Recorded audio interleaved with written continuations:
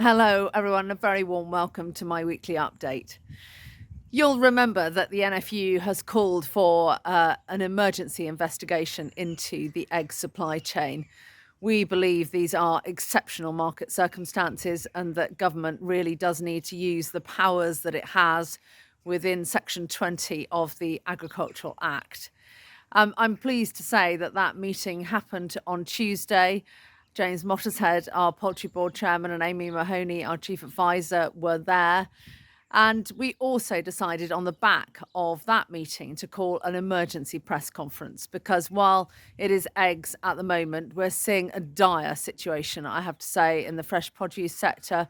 We're seeing still continuing challenges in the pig sector and dairy with a lot of challenges as well. And really, actually, what is going on in the dairy sector sums up what needs to happen for the other sectors. It's been an ongoing piece of legislation travelling, I have to say, very slowly through Parliament to make sure that dairy farmers do have fair contractual relationships going forwards. It's taken a lot of time, and it's very clear that these other sectors need to see fair returns back to the farmer or the grower. And that's why I took the decision to call an emergency press conference on Tuesday, really looking at how we achieve fairness in the supply chain for farmers and growers. Government obviously has a massive role to play in this as well. And there was huge media interest. I did an interview on the Today programme on Tuesday morning. I probably did over 20 broadcast interviews in all. And actually, I've just on the farm today done an interview with the Times.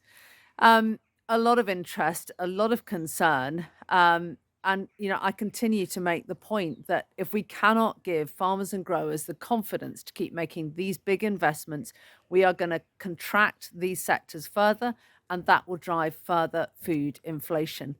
It's been a great sadness to me that so much of this over the last few years has had to be played out effectively through the media in the public domain in order to get government to listen. I'm delighted that many in government have listened. On the back of it, I have got a meeting with the Prime Minister, which will be taking place on the 23rd of December. I've got a follow-up meeting with Mark Spencer, the Farming Minister, next Monday. And of course, we've got our reception that we hold every Christmas for MPs, where the Chancellor, Jeremy Hunt, will be speaking at it. I can't tell you how important these meetings are.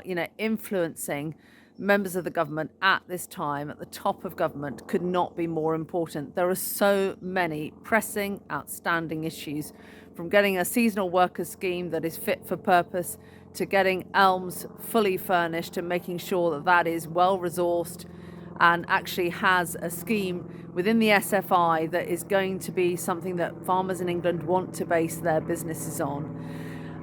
So look, I think on your behalf, I can only say there was huge media interest. There's been huge pickup on social media on the back of it.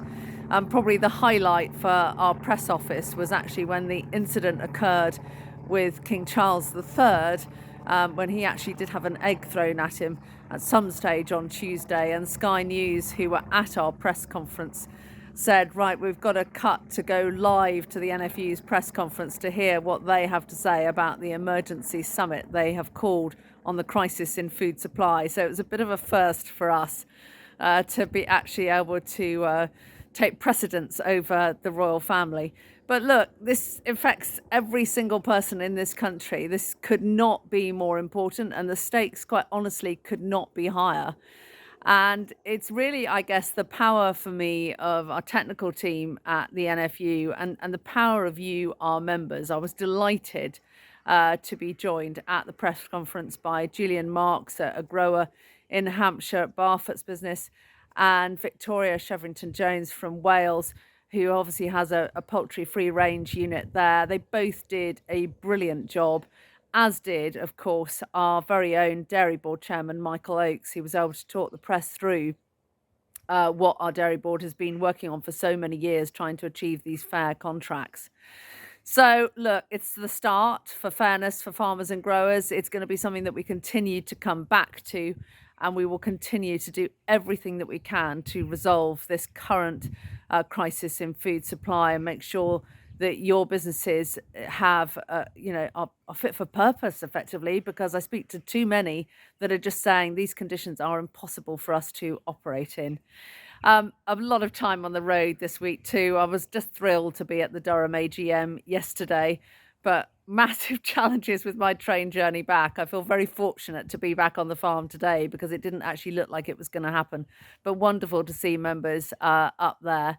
So as ever, please do take care, look after yourselves, and I really look forward to speaking to you again next week. Many thanks.